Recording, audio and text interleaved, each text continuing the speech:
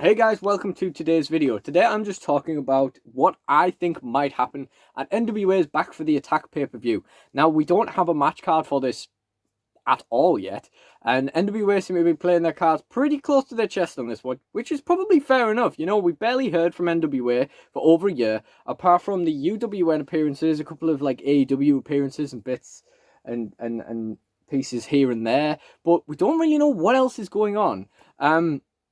So they've seemed to have decided to keep what is going to happen a secret. Whether that's because the company is in as dire straits as people might be thinking it is, or whether it is because they just want to hide how good it actually is, and how well it's actually doing, how much it can keep ticking over, how ready it is to bounce back.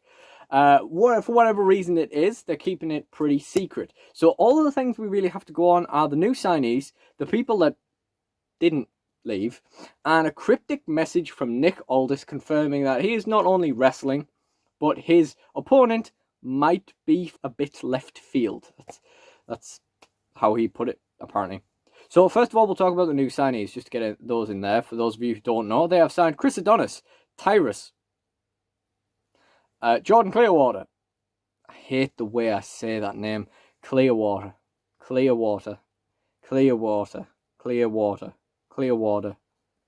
Nah, it's just horrible, isn't it?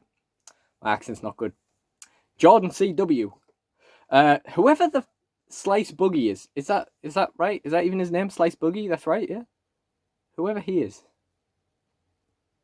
As I say, the NWA might be playing their cards a little bit close to the chest, but they might have wanted to keep Tyrus's appearance under wraps, as I just found out, he used to work for Fox News. Yeah, didn't know that. Also, he was embroiled in a sexual harassment case with Fox News, which is still in court. So people are saying like, yeah, but it's just an accusation. And it's like, yeah, but it's just an accusation because it hasn't finished in court. You can't really use that excuse if it hasn't been proven or not yet, you know? But yeah, they might have wanted to stay clear of Tyrus there, but at least it seems like they're not dealing with Marty Skrull. I won't get into that one right now. Initially, my thought was like Chris Adonis going for that NWA title. Don't think he's going to win, but yeah. But one thing I can't confirm is whether or not Nick Aldis' comment about the left field thing was before these new signees were announced or not, and whether it concerned them or not. So it could be, but maybe not. But I'll get into that a little bit more later on. So the first thing that concerns me is that we need to get that NWA women's title off Serena Deeb. Who the fuck put it there in the first place? Serena Deeb, as far as I'm aware, from the not particularly well monitored list of NWA personnel Wikipedia page, as far as I'm aware, Serena Deeb is not signed to the NWA. So we need to have our title back, I'm afraid. Sorry about that, love. You know, when Serena Deeb was booked on AEW to steal the NWA women's title from my favourite female wrestler of however many years, God knows how long it's been, she was like 0-2 or something. Like, she'd never won a match in AEW, and then it just went, how about we have her win the NWA women's title? Yeah. It's never set right with me. We need that back, love. So I'm thinking that is just a straight Serena Deeb versus Thunder Rosa rematch. Or, you know, maybe they'll have signed some new women. Maybe there'll be a new woman to take the title off Deeb. Or maybe they will just run with it. And maybe Deeb is signed with NWA. Who knows? But I'm thinking straight Serena Deeb versus Thunder Rosa. Seems like a simple place to start, because that seems like a pretty fair thing to predict. Next thing that also seems pretty fair to predict is a tag team match. Now, the NWA tag team titles were won by JR Kratos, that's what he's called. Got there in the end. And Aaron Stevens, and in one of the episodes of UWN. Now, this I did a video on, actually, because I was confused as to what was happening, because we didn't know whether James Storm was signed to anyone or not. Turns out he wasn't. Turns out Eli Drake also wanted to leave, but that's a whole nother thing, isn't it? So the titles got dropped to Stevens, and the question mark, it was actually a pretty good angle, that, because Josephus had left the company earlier on in the year, apparently, which I didn't actually know at that time, and I don't think.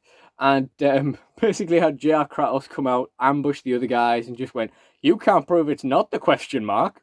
That was pretty funny. Match wasn't bad, wasn't great either. Not really a fan of the team, but you know, we'll see what happens.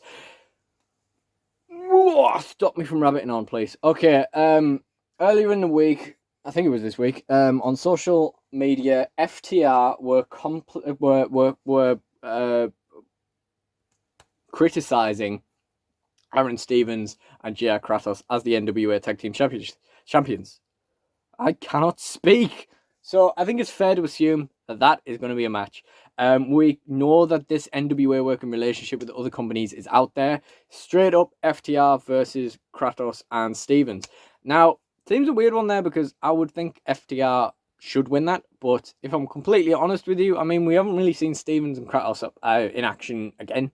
So it would be harsh to say, like, they're a bad team. You know, we don't really know what is happening with that or where that's going. It seemed like it was just a last-minute replacement with someone NWA had signed and chucked him in with Stevens. So, you know, but I can't see FTR walking away with the NWA tag titles is all I'm sort of alluding to here. But yeah, it feels like they should win that one, but I don't know. I'm not predicting the matches, I'm predicting to happen right now, you know. I need to stop rabbiting on about things. A small thing that I feel is like, I feel like Trevor Murdoch's got to be in action defending that NWA national title for the first time, surely. And I'm also thinking Scott Steiner might want another NWA appearance if he's still on their books. I'm pretty sure Wikipedia says he is, but I didn't realize he was actually meant to be signed there permanently. If I'm honest with you, I thought he was just meant to be having like one-off appearances. But you know, when last we saw Scott Steiner, he lost a match for the national title against Aaron Stevens. Lost due to like outside interference type thing. So I have a feeling, you know, it would be a good angle to do Trevor Murdoch saying to Steiner, like, look, you got gypped out of this, right? I'm a fighting champion. I'll give you a rematch. That'd be pretty cool. Trevor Murdoch versus Scott Steiner. Yeah, I'd like to see that, you know. In terms of the TV title, Under the Pope, don't know. No idea what that's going to go with. You know, everyone who was in the TV title picture when Power went off the air is no longer in the company. Ricky Starks, Zicky Dice, etc. all gone. So, no idea. They seem to just slap the title on Pope. And, yeah, I assume they'll do something with that. But no predictions from me on that one, I'm afraid. So finally, let's come to the NWA title. Okay. Now, there's a couple of people that could be involved here. As I say, it could be Chris Adonis. Could be Crimson. Because Crimson is actually signed to the NWA. He's like production staff or something. And he does do occasional in-ring work. And I was thinking like, yeah, Crimson, going forward, that occasional in-ring work might need to be constant in-ring work if they don't sign a bunch of dudes. And apparently Crimson is going to be in action at Back for the Attack. That's one thing we do know. So, could be Crimson. Aldous versus Crimson? Could be. They are best friends. Do you know Crimson was once arrested for headbutting his wife? Yeah, I read it as a newspaper article. Like, I was just browsing pictures of Crimson. I clicked on one and it just said, Impact superstar Crimson arrested for headbutting wife. And I just lost it. It's not funny. But it was just an unexpected headline, you know. Don't think he was found guilty of that. But I assume that was probably because his wife was kind of like, nah, I didn't do it in the end. But, I mean, sounds like he probably did that. So maybe they wanted to stay clear of Crimson as well, although this was many years ago. This is probably before he started in NWA. Yeah, so it could be either of those people. It could be someone completely out of the blue. If that is the case, then I don't know who to predict. But one thing that definitely could happen is that cross-brand promotional stuff again. Could be Kenny Omega. Could be anything, you know. Could be someone from a different company. That would be pretty cool. Imagine Kenny Omega just unannounced appearance in NWA. Go mad. AEW fans would be all over that, you know. And they'd probably say the rest of the show was terrible, but, you know, it is what it is. No flippy shit in NWA. Yeah, other than that, you got to kind of think like WWE release list. But the only person I can really think of that hasn't signed somewhere else is Curtis Axel. And that could happen. But ultimately, I don't really know on that one. And I think that's where I'm going to have to leave the video with you guys. So, what do you think might happen? Thanks for watching, and goodbye.